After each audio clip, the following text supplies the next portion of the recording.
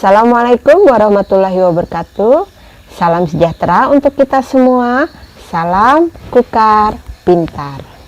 Hadir kembali Ibu Mariana Ulfah di tengah-tengah kalian untuk menemani kalian belajar. Bagaimana kabar anak-anakku? Semoga selalu dalam keadaan sehat walafiat, selalu dalam lindungan Tuhan Yang Maha Esa, dan selalu tetap semangat.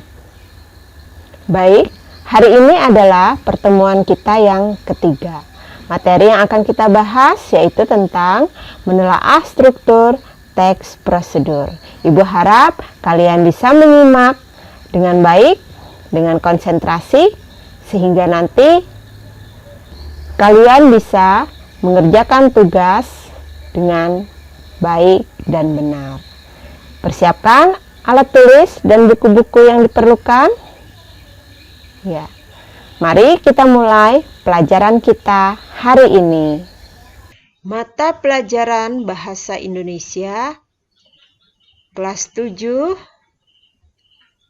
bab 3 teks prosedur pertemuan ketiga.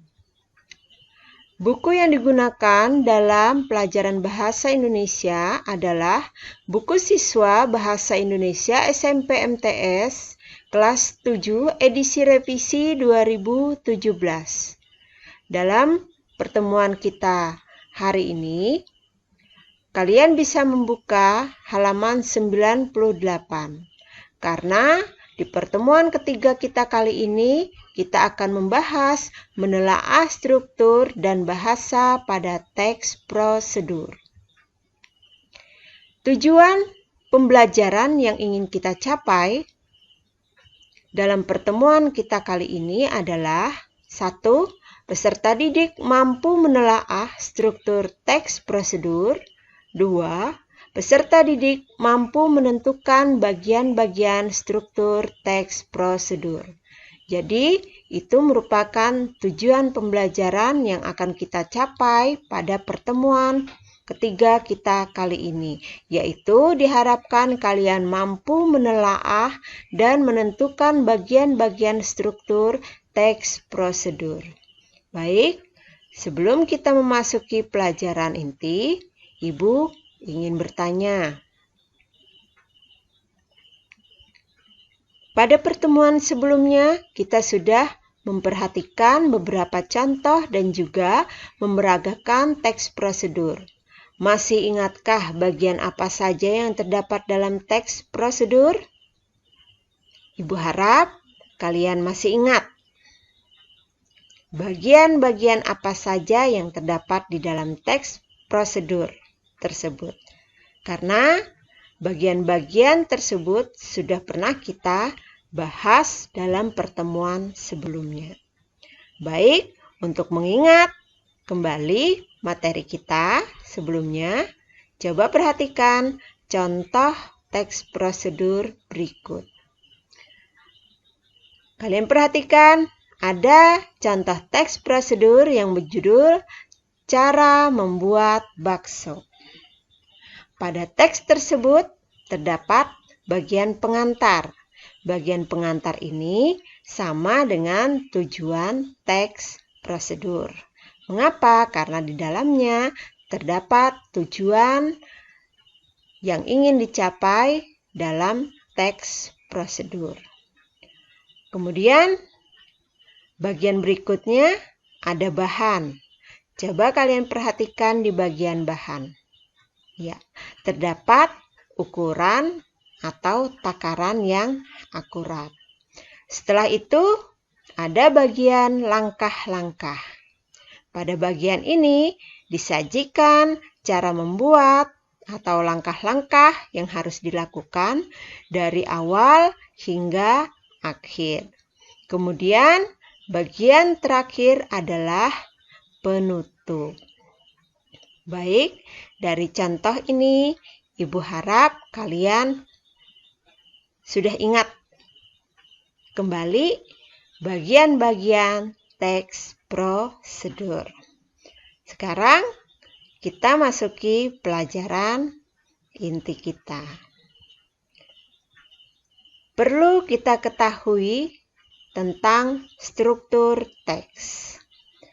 Struktur teks adalah bagian-bagian sebuah teks yang merincikan suatu teks dari bagian awal hingga penutup.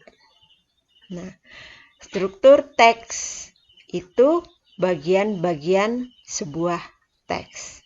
Artinya di sini struktur teks prosedur adalah bagian-bagian teks prosedur yang merincikan suatu kegiatan dari awal hingga akhir.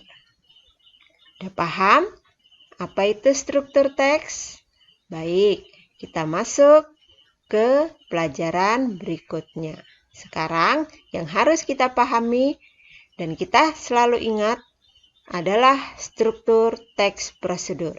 Dari contoh tadi, Ibu yakin kalian sudah tahu apa saja struktur teks prosedur tersebut. Yang pertama, ada tujuan. Tujuan ini berisi pengantar umum sebagai penanda awal apa yang akan dibuat atau dilakukan. Bahkan di dalamnya terkadang memuat kalimat-kalimat yang memotivasi. Bagian kedua yaitu bahan atau alat. Pada bagian ini memerinci bahan dan alat yang akan digunakan dengan ukuran yang akurat. Setiap teks prosedur pasti akan mencantumkan bahan atau alat yang disertai dengan ukuran. Baik, berikutnya langkah-langkah. Dalam langkah-langkah ini memuat urutan langkah membuat atau melakukan secara rinci dalam setiap tahapnya. Setiap teks prosedur pasti memuat langkah-langkah karena teks prosedur merupakan sebuah proses. Baik, berikutnya di bagian terakhir ada penutup. Bagian penutup ini berisi penekanan pada keuntungan dari teks prosedur. Bisa juga memuat ucapan selamat dan bersifat pilihan. Artinya boleh ada, boleh tidak. Baik, selanjutnya kita pahami tentang ciri bahasa teks prosedur. Masing-masing bagian memiliki ciri bahasanya. Bagian pertama, bagian tujuan. Ciri bahasanya menyebutkan apa yang dibuat atau dilakukan dengan pilihan kata yang menarik. Hindari ungkapan bernada negatif.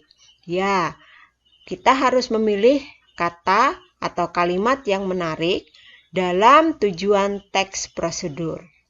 Sehingga orang yang membaca teks prosedur di awal akan tertarik untuk melakukan seperti apa isi teks prosedur yang kita sajikan. Dan ingat, hindari ungkapan yang bernada negatif yang mungkin akan memunculkan pikiran-pikiran seseorang untuk ragu mengikuti teks prosedur yang kita sajikan. Baik, berikutnya bagian bahan dan alat. Ciri bahasanya adalah merinci setiap bahan atau alat dengan ukuran yang akurat agar hasil lebih baik.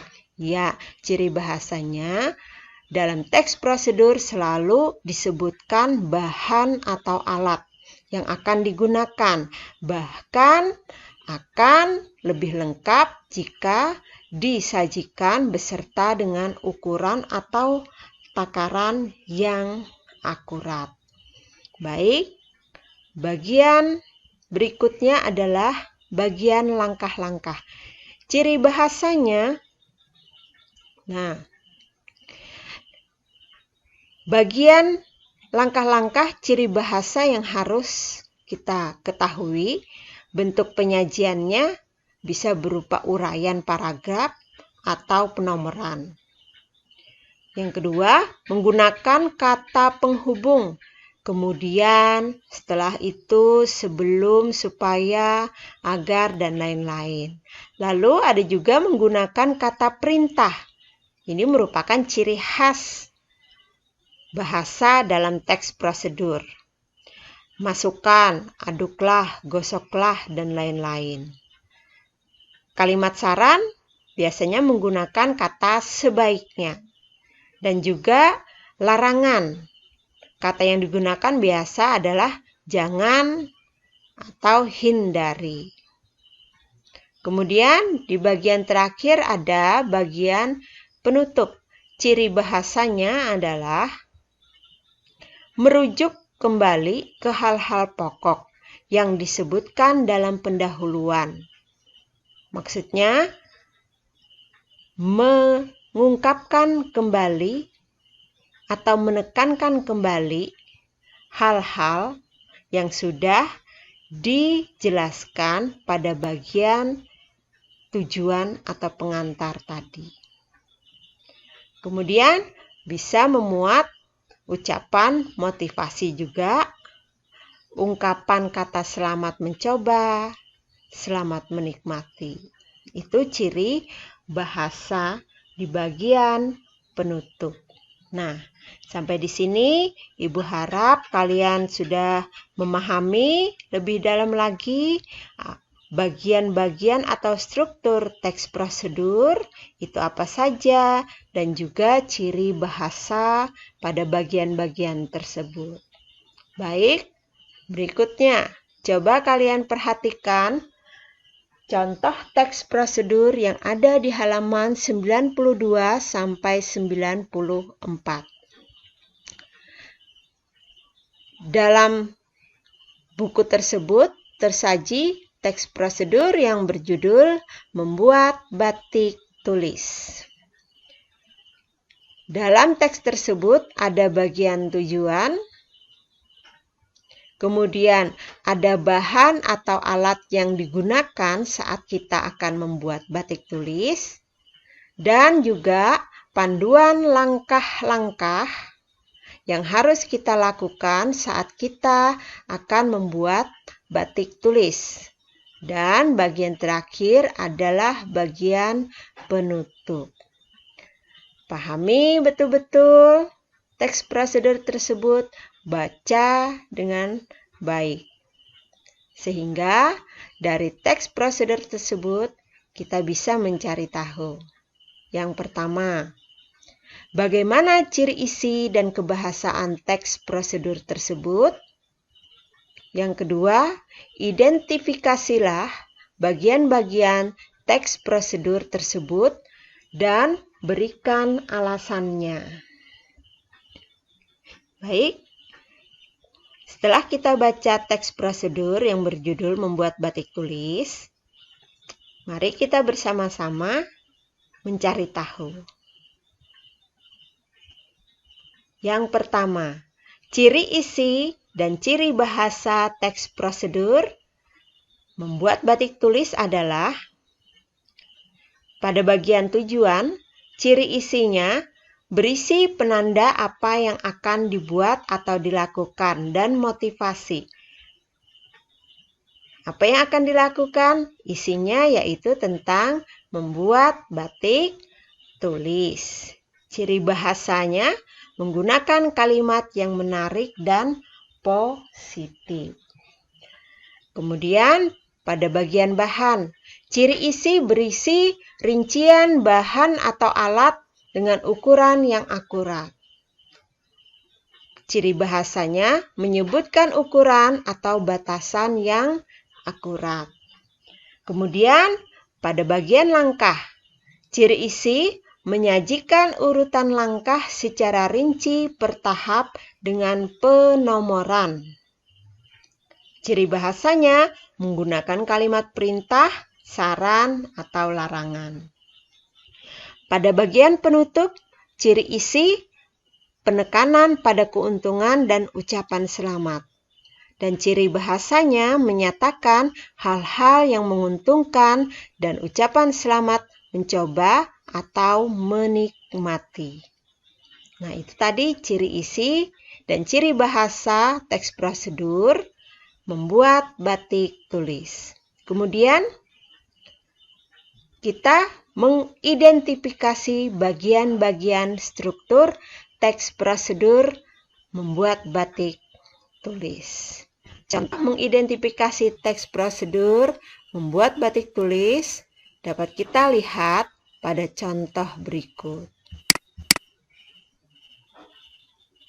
Ya, nah di situ terdapat kolom yang berisi bagian, ada tujuan, ada bahan, ada langkah. Kemudian kolom berikutnya adalah bagian teks atau paragraf. Artinya teks tersebut bagian tujuannya apa, bahan-bahannya apa saja, langkah-langkahnya apa saja. Semua dimasukkan di dalam kolom tersebut. Ya. Lalu kita berikan alasan mengapa bagian tersebut masuk ke dalam teks prosedur. Perhatikan baik-baik contoh mengidentifikasi bagian-bagian struktur teks prosedur membuat batik tulis. Sehingga jika ada tugas nanti, kalian bisa menyelesaikannya dengan baik. Baik, selanjutnya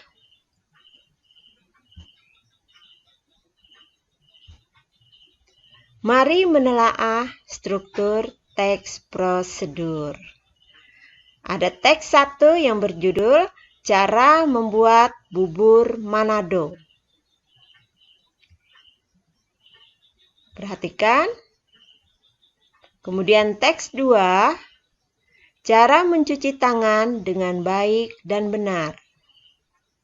Perhatikan.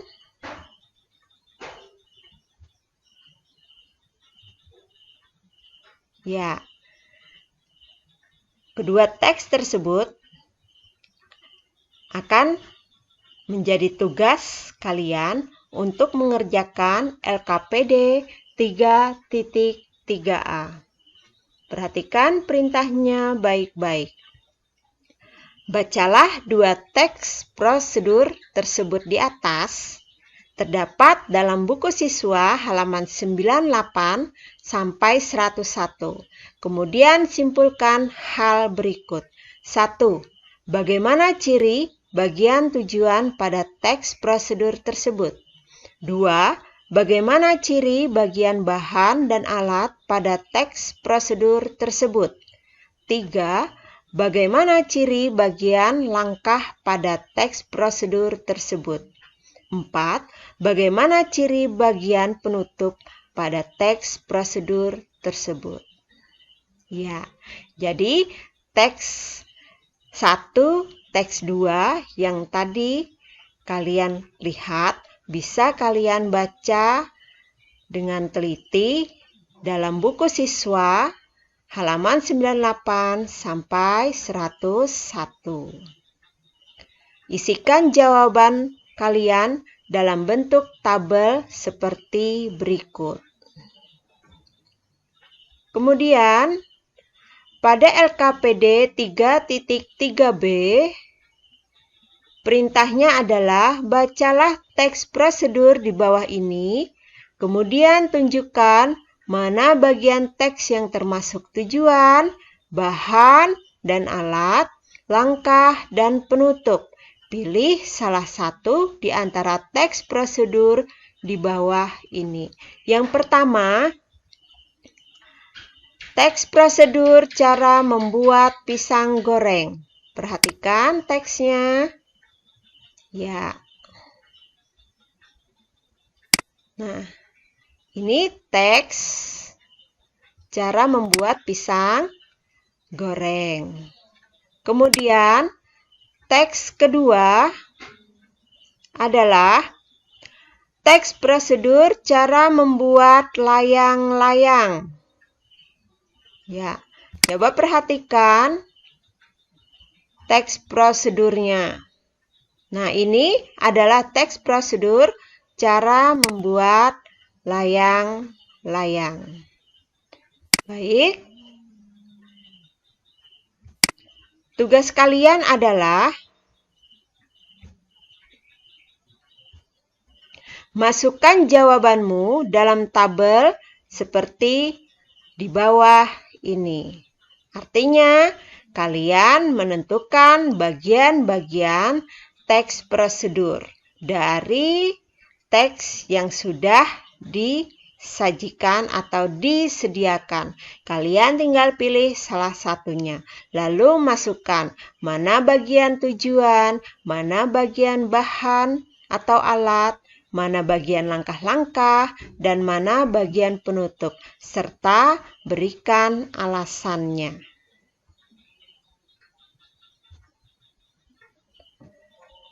Tugas terakhir kalian adalah membuat mind mapping berdasarkan kreasi kalian sendiri tentang struktur teks prosedur yang sudah kita pelajari tadi. Apa yang kita pelajari tadi? Yaitu tentang struktur teks prosedur. Ada bagian tujuan, bahan, alat, langkah-langkah, dan penutup. Ya, kalian simpulkan dalam bentuk mind mapping. Coba perhatikan contoh mind mapping yang Ibu buat. Ya, kalian bisa membuat dalam bentuk lain, berkreasi dengan imajinasi kalian masing-masing. Baik, selamat belajar, semoga sukses.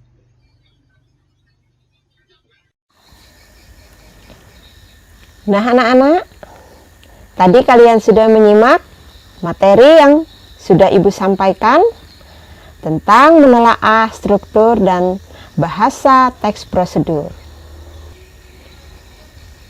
Ibu harap kalian bisa memahami apa yang sudah Ibu jelaskan.